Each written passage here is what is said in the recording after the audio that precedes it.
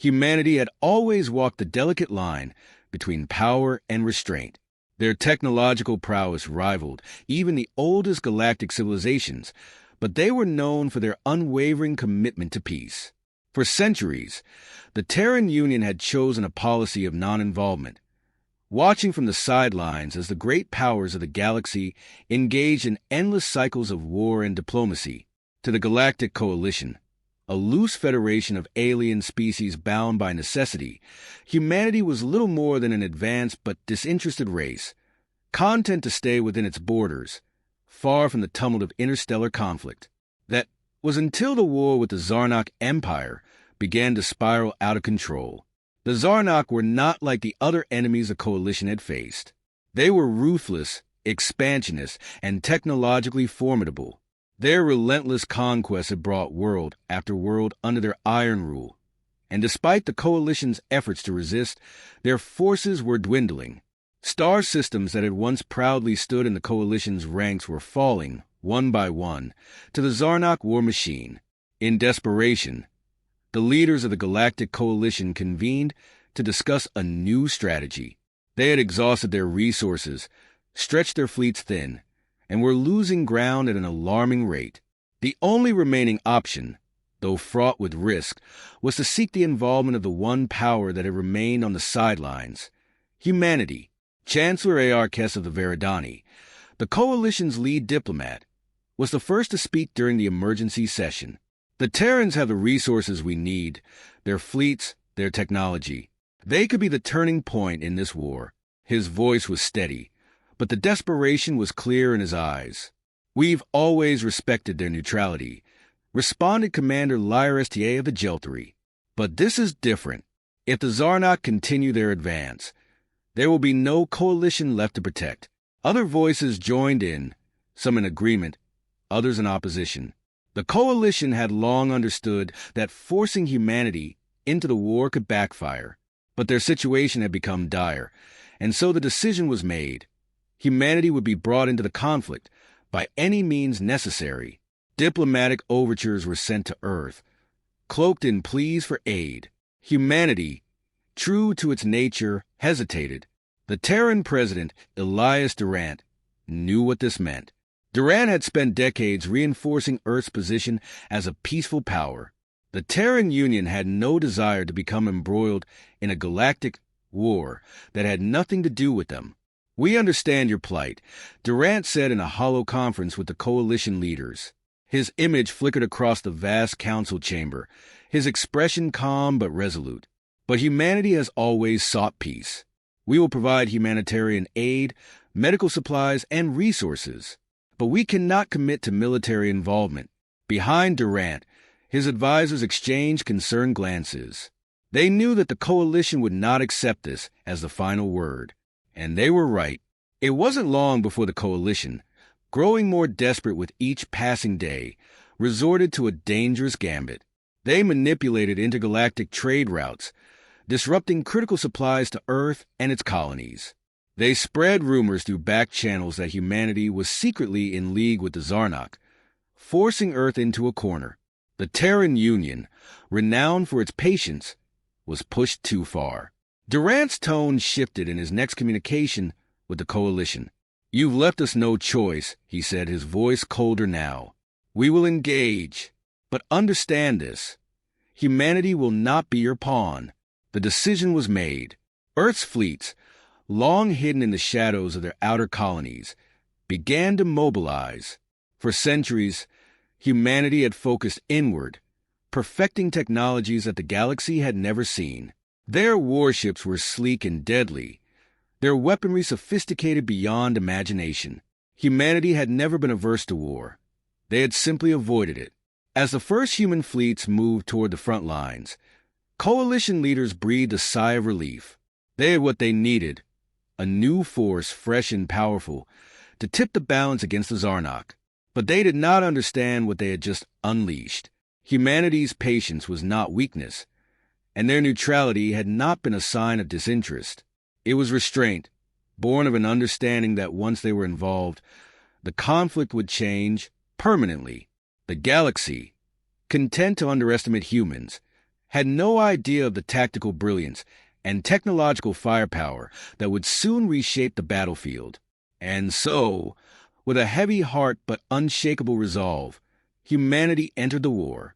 What was once seen as a reluctant ally would soon become the dominant force, and the coalition, those who had pushed them into this, would come to realize the full scope of their mistake.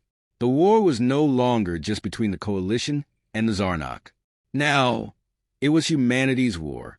The first engagement between humanity and the Zarnak Empire was met with disbelief from both sides of the conflict. Coalition fleets, battered from years of fighting, watched in awe as sleek, black Inhuman warships cut through space like shadows come to life. These vessels, strangely silent in their movements, bore the weight of technologies that had remained hidden, simmering under the surface of human civilization for centuries. Humanity had long been underestimated, but now their strength was fully unfurling, like a storm long held at bay. Admiral Catherine Volkov stood on the bridge of the Resolute, her eyes scanning the holographic displays. The Coalition's desperate cries for assistance had led her here, to the outer rim of the galaxy, where Zarnak forces had dug themselves deep into the crust of a mining world. Their imperial banners hung heavy in the void, but she paid them little attention. Instead, her focus remained on the fleet she commanded, rows upon rows of warships, their sleek exteriors hiding far more deadly interiors. The alien coalition, having never seen such an organized human force, remained frozen in a mixture of awe and fear. "Engage the first wave," Volkov said, her voice like a distant rumble of thunder. Humanity's war machines roared to life, launching a synchronized assault that stunned the Zarnak. Their ships, larger and seemingly more powerful, were no match for the pinpoint precision of human weaponry. The Zarnak's defenses crumbled as AI-guided projectiles slipped past their shields with terrifying accuracy. From the Coalition's perspective, the battle unfolded like a macabre dance. Where their tactics had been about brute strength and uncoordinated assaults, humanity moved like a precision instrument. Every strike calculated, every maneuver meticulously planned. Coalition commanders, accustomed to long, drawn-out engagements, now saw battles end in minutes. The Zarnak, once a looming threat, were being dismantled, sector by sector, before they could even react. Volkov's tactical genius was only part of the equation. The technology humanity wielded was a force unto itself. Artificial intelligence governed every ship, every weapon system, every battlefield decision. No human hand needed to fire a missile. No pilot needed to steer a fighter. The machines did all the work, silent, swift, and merciless. But it wasn't just the machines. Humanity had mastered the subtleties of warfare in ways the galaxy had never considered. Sabotage, psychological warfare, and misdirection became their tools of choice. In one instance, a Zarnak fleet station at the edge of a nebula found itself suddenly blind, every sensor malfunctioning, every communication severed. What they did not know was that human cyber forces had already infiltrated their systems, leaving them vulnerable to an ambush. By the time they realized what had happened, the battle was over. On another front, human intelligence agents planted rumors and false information within the Zarnak ranks. Distrust spread like a virus among their commanders. The Zarnak had always relied on their superiority to win battles, but now paranoia festered. Commanders second-guessed each order, suspecting betrayal at every turn. The Empire, once a unified force, began fracturing under the weight of invisible threats. As the humans pushed deeper into Zarnak-held space, the Coalition's attitude began to shift from awe to fear.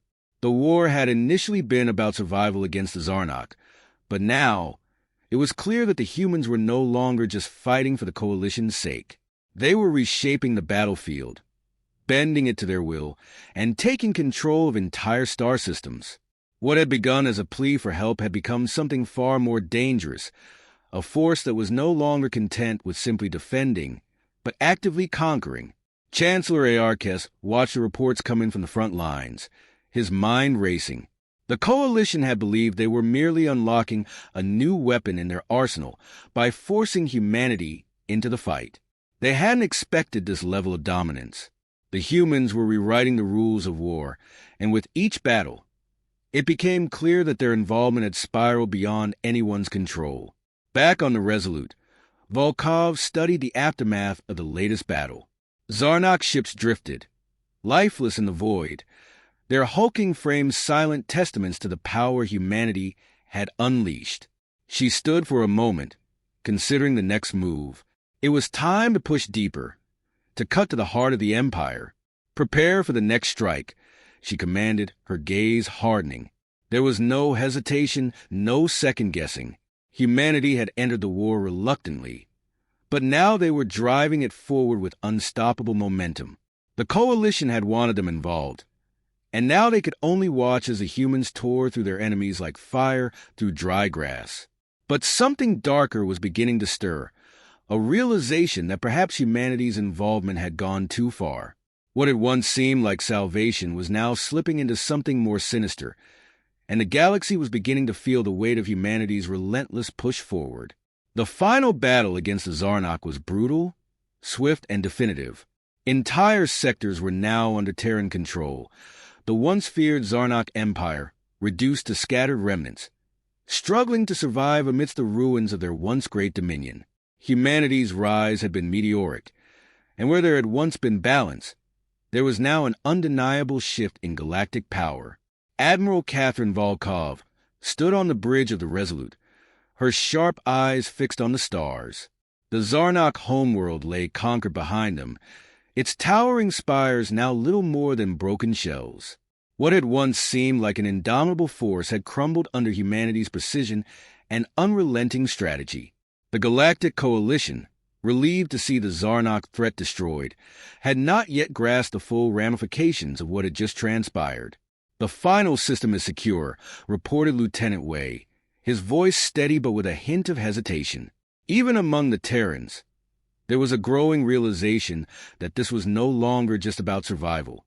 Volkov turned slowly, her expression unreadable. "Good. Begin the occupation process." Humanity had done more than win a war. They had gained control over vast territories, entire star systems that were once under Zarnok rule. But this wasn't just about military conquest. These systems were vital, strategic hubs, rich in resources and home to countless alien species. In the absence of the Zarnok, it was humanity that now held the keys to the galaxy. As the Coalition scrambled to reassert its authority, they found themselves increasingly sidelined. Chancellor Aarkes, who had once seen humanity as the Coalition's saving grace, now faced a grim realization. The Coalition had called upon humanity for help, but the result was something they could no longer control. "Admiral Volkov." Aarkes's voice echoed through the holocom in the Terran war room. His holographic form flickered, the strain clear on his reptilian features. "We understand your forces have been pivotal in the victory over the Zarnok, but the occupation of these systems must be shared among Coalition members." Volkov regarded him coolly. "Chancellor, the Terran Union fought this war because you forced our hand. We have secured these systems, and we will ensure stability. If the Coalition wishes to be part of the reconstruction process, we will gladly welcome your input. But make no mistake, these systems are now under Terran protection." The Chancellor's eyes widened, but he knew better than to push further. Humanity was no longer a reluctant ally. They were now the dominant force in the galaxy. And it wasn't just their military might. Behind the scenes, human diplomats had been working tirelessly to solidify Terran influence. Alien races, disillusioned with the Coalition's failure to protect them from the Zarnok, began to align themselves with Earth, seeing the Terrans as the only reliable power left in the galaxy. The Coalition's uneasy alliance began to crumble. What had once been a united front against the Zarnok was now fracturing under the weight of humanity's rise. Alien leaders, who had once called on Earth as a savior, now feared its growing influence. Some whispered of human imperialism, of a new Terran empire rising from the ashes of the Zarnok. But the truth was more complex. President Elias Durant, sitting in the grand halls of the Terran capital, understood the delicate balance humanity now had to maintain. He had never wanted this outcome. Humanity had sought to preserve peace, to remain neutral in a galaxy torn apart by conflict. But now, as the de facto rulers of vast swathes of space, the Terran Union had to tread carefully. They could not afford to repeat the mistakes of the Zarnok. Durant's address to the galaxy was broadcast across every major system. His voice was calm but resolute, a tone that had come to symbolize humanity's newfound dominance. The Terran Union has never sought conquest. We entered this war reluctantly, at the behest of the Coalition, but we will not abandon the territories we have secured. We will work with our allies to rebuild, to ensure that peace is maintained. But make no mistake, humanity will not allow chaos to reign in these sectors. The message was clear. Humanity was here to stay. In the days that followed, the Galactic Coalition struggled to regain relevance. Some species, wary of human control, began to resist, but their rebellions were short-lived. Human forces, backed by their unparalleled technology and strategic brilliance, quickly stamped out any dissent. Those who aligned themselves with Earth prospered, their worlds rebuilt with the aid of Terran resources and knowledge. Others, who attempted to stand against humanity, found themselves isolated, their systems slowly falling into disarray. Admiral Volkov watched it all unfold from the bridge of the Resolute. The war had been won, but the true challenge had just begun. Humanity had reshaped the galaxy, whether they intended to or not. The question now was what kind of galaxy it would become under their watch. As the stars drifted silently before her, Volkov couldn't help but wonder. The Coalition had wanted them involved, but now that humanity had become the dominant force, she could see the regret in their eyes. They had called upon a sleeping giant, and now the galaxy would have to live with the consequences. We were never meant to rule, she whispered to herself as her ship cut through the void. But here we are, and with that, humanity's future and the galaxy's fate lay in their hands.